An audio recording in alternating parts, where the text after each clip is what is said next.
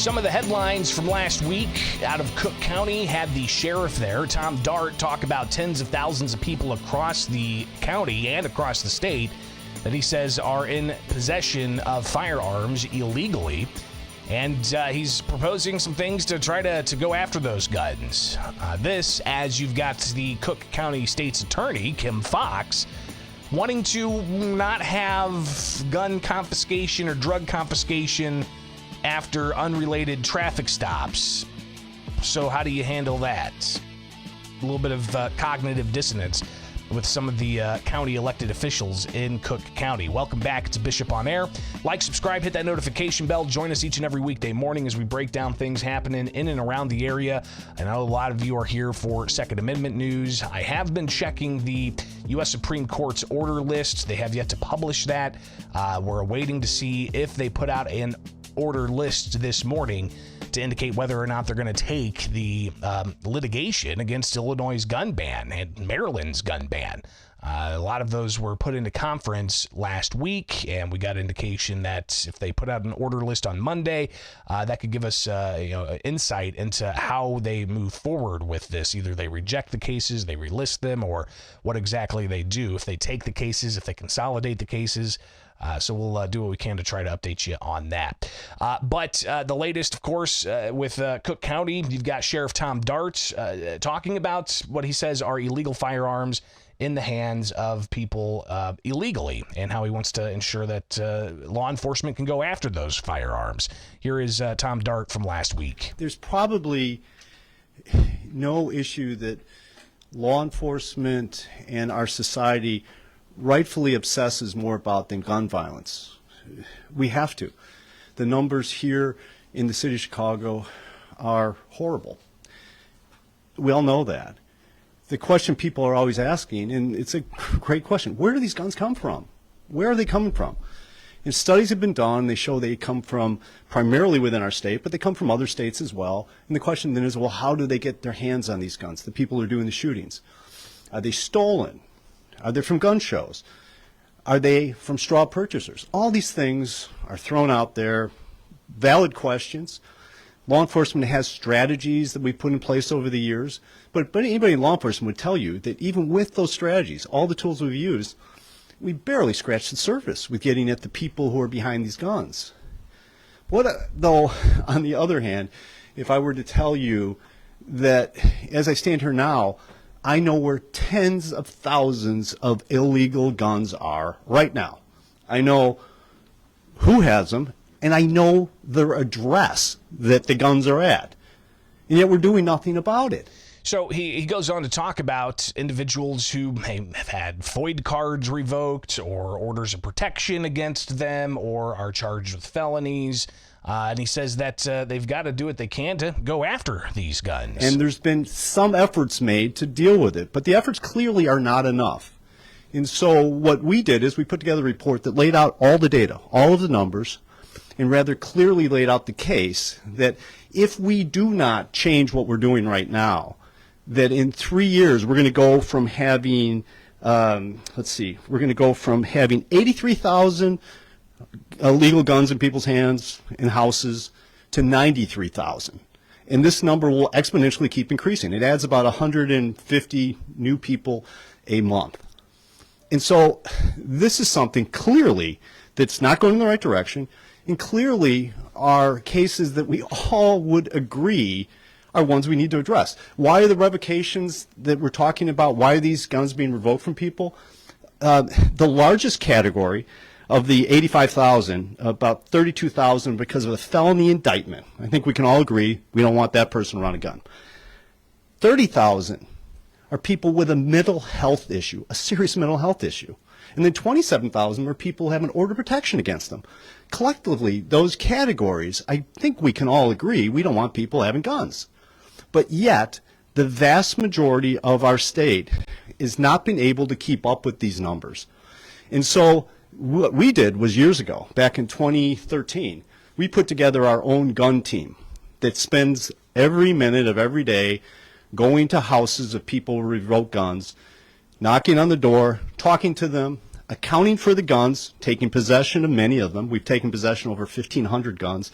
This is just a small amount from the last year. Another 3,500 guns, we've been able to take possession of them and give them to someone who legally can possess them, who's related to them, or so on. Clearly, the sheriff in Cook County talking about what he sees as a problem of too many firearms in the streets, held by individuals who shouldn't have them. But I tell you, I mean, you look at the crime stats from just this past weekend. What was it, like 30-plus shots, one killed. But then you've got video like this that's being shared around of downtown Chicago where people are walking around with knives and getting into what looks like knife fights.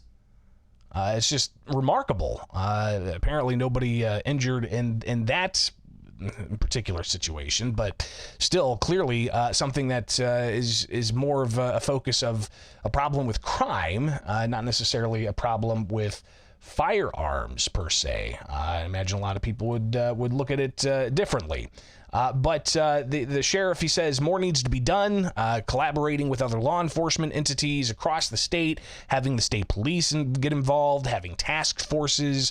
You've got the proposal at the State House that would possibly free up $10 million to fund this type of program, to have police go and confiscate firearms from individuals who had their FOID card revoked or denied, or who have different types of prohibitors against them. You've also got the measure at the State House, Karina's bill, which hasn't advanced yet, but there's still time. There's 1 week left of scheduled legislative session. But Karina's bill would essentially say that law enforcement are required to confiscate firearms from individuals who are the subject of an order of protection. Right now, that individual who's the subject of an order of protection can give their firearms to their cousin across the state if that cousin has a FOID card, right? But Karina's bill would essentially say, no, you have to have law enforcement get a warrant and then go and serve that warrant. And even the governor has said that could put law enforcement in a tenuous situation. So what does Sheriff Tom Dart have to say about what he thinks needs to happen? The real world is law enforcement is wildly under-resourced, specifically in this area. And so as a result of that, what we have been pitching for over a year now down Springfield is to get resources to the state police for them to disperse it. And as someone has pointed out to me, it's very rare that people go down to Springfield and say, I need more money, I need more money. We're not asking for any money. We're asking for money to be appropriated to the state police, who then can disperse it. And they can disperse it in the way that they find to be fit. I would strongly suggest to you that some departments have the capacity to do it on their own. Other ones, you're fooling yourself. You're just kidding yourself. This problem won't go away. In those areas, we need to think more of like a regional task force model. We use it for other things. Fund a task force that have officers from different agencies that come together, who are trained, who go and do just this. So this is something, folks, that I don't need to sit and talk about, the tragedies can occur. Tragedies already have occurred. Tragedies already have occurred with this, because people have not gone and gotten the guns out of houses. So again, Sheriff Tom Dart, with his ideas, more resources from state taxpayers to go to state police for a task force of sorts to work with other law enforcement organizations to then go and confiscate firearms that they say are illegally in the hands of people who shouldn't have them. Meanwhile, when it comes to firearms, here's a headline in a post on X from ABC7 Chicago. Strong reaction to a proposed policy. The ABC7I team was first to report on a plan to not charge gun crimes if the firearms were found during non-public safety traffic stops.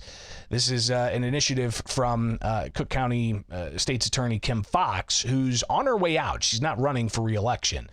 So you've got a Democrat and a Republican that are going to go head-to-head in November to take that spot. But this proposal to not charge gun crimes or drug crimes from a non-public safety traffic stop getting panned by people even within the Democratic Party, including Comptroller Susana Mendoza, who's been very vocal about crime in the city of Chicago.